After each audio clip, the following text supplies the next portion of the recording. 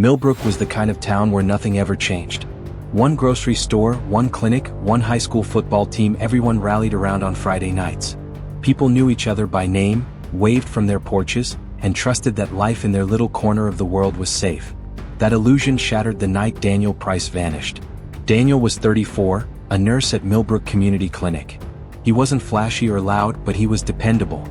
He sat by frightened patients, held the hands of the elderly, and stayed late if a child needed stitches. In a town like Millbrook, people don't forget kindness like that. Which is why when Daniel didn't show up for his night shift, it felt wrong. He wasn't the kind of man who just disappeared. By morning, his car was found abandoned on a dirt road outside of town. The driver's door hung open. His wallet sat on the passenger seat. His charger dangled from the console. But Daniel was nowhere. At first, investigators thought of strangers. Maybe a drifter, maybe random violence. The lonely highways around Millbrook had their share of danger. But just 2 days later, the case took a darker turn. A fisherman reported finding a cracked cell phone along the riverbank, tangled in reeds. It was Daniel's. Inside, detectives uncovered an audio recording made the night he disappeared. It began with footsteps crunching gravel. Then Daniel's voice, quick and uneven, like he was being followed. And then, another voice. Mal, Cole. You know you shouldn't have said anything, Daniel. A beat of silence. Daniel's trembling reply. People deserve to know the truth. There was a scuffle. A muffled cry. And then, silence. Millbrook had never heard anything like it. It was as if the victim had left behind his own testimony, evidence carved into sound. Detectives dug into Daniel's life, expecting nothing but routine. Instead, they found a secret. Daniel had been having an affair with Karen Rowan, the wife of David Rowan, Millbrook's most powerful contractor. David wasn't just wealthy, he was respected. The kind of man people hired to build their homes, the kind who shook hands at charity auctions. At first, David denied even knowing Daniel beyond the clinic. But late-night messages between Daniel and Karen told another story.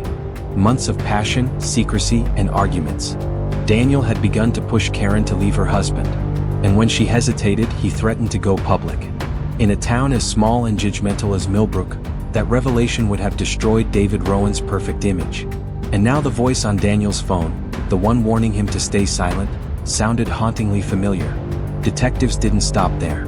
A deeper search of Daniel's phone revealed a second file, a video recorded less than 24 hours before he disappeared. In it, Daniel sat at his kitchen table, the glow of a single lamp casting shadows across his tired face. His voice was steady, but his eyes betrayed fear. If you're watching this, it means something's happened to me. David told me he'd rather see me dead than let his reputation crumble. If I disappear, it won't be an accident. It was Daniel's final message. A man recording his own death. Forensic experts confirmed the male voice on the first recording matched David Rowan. Witnesses placed his black pickup following Daniel's car that night. Bit by bit, the facade of a respected businessman unraveled. Detectives finally brought David in for questioning. Under pressure, his composure cracked. He confessed. He had confronted Daniel on the roadside that night. Words turned to rage. When Daniel refused to back down, David snapped. He killed him, then buried the body beneath stacks of lumber at one of his job sites, as though a human life could be hidden among bricks and beams. The news gutted Millbrook. A man once trusted to build their homes had murdered one of their own. Neighbors who once waved to David Rowan now crossed the street when his name was spoken. But Daniel Price's story didn't end in silence. It ended in truth. His recordings, the shaky audio, the trembling video, became the most damning evidence of all. From beyond the grave, Daniel testified against his killer. At sentencing, the judge's words echoed through the courtroom. This is the rare case where the victim himself became the most powerful witness. Mr. Price's voice reached beyond death to ensure justice was served. David Rowan was sentenced to life in prison without parole. For Millbrook, the loss was deeply personal. Patients still remembered Daniel's calm voice, his steady hands, the way he made their pain feel smaller. The clinic's halls felt colder without him. And yet, his courage, his decision to hit record when fear closed in, ensured his story would not be buried.